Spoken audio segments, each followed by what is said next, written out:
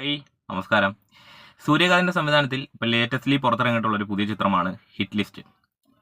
ചിത്രത്തിലെ കേന്ദ്ര കഥാപാത്രങ്ങൾ എത്തിയിട്ടുള്ളത് വിജയ് കനിഷ്കയും അതുപോലെ തന്നെ ശരത് കുമാർ എന്നിവരൊക്കെയായിരുന്നു.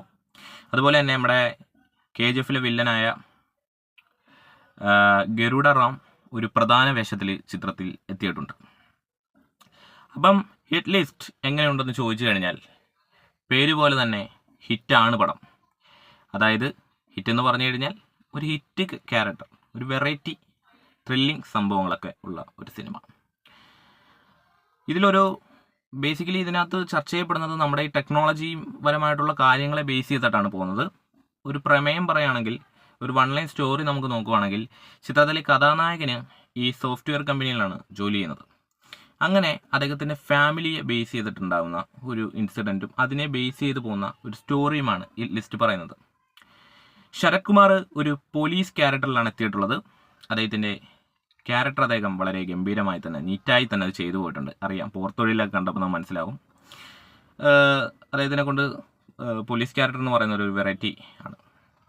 സമുദ്രകനിയുണ്ട്. അദ്ദേഹം നമുക്കറിയാം നീറ്റായിട്ട് ചെയ്യുന്ന ഒരാളാണ്. വലിയ കാര്യങ്ങളൊന്നുമില്ല, നീറ്റായിട്ട് ക്യാരക്ടർ പറഞ്ഞു പോകുന്ന രീതിയിൽ ചെന്ന് ചെയ്യും. വിജയ് കനിഷ്ക എനിക്ക് വലിയ രീതിയിലൊന്നും അനുഭവപ്പെട്ടിട്ടില്ല. അദ്ദേഹത്തിൻ്റെ ആക്ടിങ് ഒന്നും വലിയ രീതിയിലൊന്നും അനുഭവപ്പെട്ടിട്ടില്ല. കണ്ടുകൊണ്ടിരിക്കാം എന്ന് മാത്രം. ശരത് കുമാർ ഇങ്ങനെ എടുത്ത് നിൽക്കുന്നുണ്ട് സിനിമയിൽ. പലയിടങ്ങളിലും കൈയടിക്കേണ്ട പ്രകടനങ്ങൾ അദ്ദേഹം നേടുന്നുണ്ട്. ഡയറക്ഷൻ മൊത്തത്തിൽ പറയുകയാണെങ്കിൽ ടോട്ടലി ഒരു ഡിഫറെൻറ്റ് ഡയറക്ഷൻ. അതായത് ചിലയിടങ്ങളിൽ നമുക്ക് പാളിച്ചകൾ ഡയറക്ടർക്ക് പറ്റിയിട്ടുണ്ട്. കാരണം അത് സ്ക്രിപ്റ്റ് ബേസ് കൊണ്ടാണ്. ഇതിൻ്റെ പ്രമേയം നമുക്ക് കണ്ടിരിക്കാൻ പറ്റിയ ഒരു പ്രമേയമാണെങ്കിലും ടോട്ടലി ഇതിനകത്ത് എഴുതി വെച്ചിട്ടുള്ള ചില സംഭവങ്ങളൊക്കെ നടക്കുമോ എന്നൊക്കെ നമ്മൾ വിചാരിക്കുന്നുണ്ട്. അതായത് ഒരു മാസ്ക് മാൻ്റെ ഒരു രീതിയൊക്കെ പറയുന്നുണ്ട്. അതായത് മാസ്ക് മാന് വന്ന് ആളുകളെ കടത്തിക്കൊണ്ട് പോകുന്നതും അപ്പോൾ അതിനെ ബേസ് ചെയ്തിട്ട് ഒരു അന്വേഷണ കഥ അത് സൂപ്പറായി തന്നെ ചെയ്തിട്ടുണ്ട്. പിന്നെ ഇതിനകത്ത് മേക്കിംഗ് ക്വാളിറ്റിയാണ് ഒരു രസകരമായ മേക്കിംഗ് ക്വാളിറ്റി തന്നെയാണ്. നമ്മുടെ തമിഴ് പടങ്ങളിൽ സ്ഥിരം കണ്ടുവരുന്ന ശൈലികൾ അല്ലാതെ തമിഴ് ഇതുപോലത്തെ ഒരുപാട് പടങ്ങളുണ്ട്. ഡിക്കി ലൂണ എന്ന് പറയുന്ന മറ്റേ സന്താനത്തിൻ്റെയൊക്കെ സിനിമകളുണ്ട്. ഇത് ടെക്നോളജിക്കൊക്കെ വളരെയധികം പ്രാധാന്യം കൊടുത്ത് മറ്റേ ടൈം ട്രാവൽ അല്ല, അതേപോലെ മോഡലിംഗ് ആയിട്ടുള്ള രീതിയിൽ ബേസിക്കലി പറഞ്ഞു പോകുന്നുണ്ട് സ്റ്റോറി.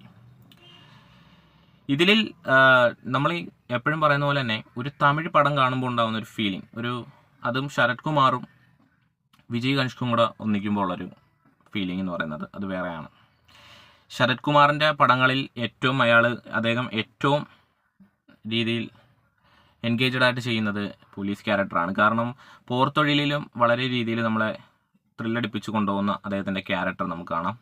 പിന്നെ വരുന്നത് ഹിറ്റ് ലിസ്റ്റ് എന്ന് പറയുന്ന പടം. പിന്നെ അദ്ദേഹം ഒരുപാട് പടങ്ങളിൽ അങ്ങനെ ചെയ്തിട്ടുണ്ട്.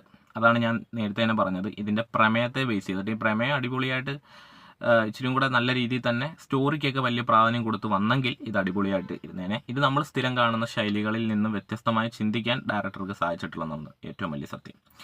പിന്നെ ഒറ്റവട്ടമൊക്കെ കണ്ടുകൊണ്ടിരിക്കാനുള്ളതുണ്ട്. ത്രില്ലർ ഫാൻസുകാർക്ക് ബേസ് ചെയ്ത് നമ്മൾ ഈ ഒരു സിനിമ നിങ്ങളൊന്ന് കണ്ടു നോക്കുക. അപ്പം ചിത്രം കണ്ടിട്ടുള്ളവരാണെങ്കിൽ നിങ്ങളുടെ അഭിപ്രായങ്ങൾ തീർച്ചയായും വീഡിയോയുടെ താഴെ ജസ്റ്റ് കമൻറ്റായി രേഖപ്പെടുത്തുക. വീഡിയോ സബ്സ്ക്രൈബ് ചെയ്ത് സപ്പോർട്ട് ചെയ്യുക. അടുത്ത വീഡിയോയിൽ നമുക്ക് വീണ്ടും കാണാം. അതുവരെ ബൈ ബൈ.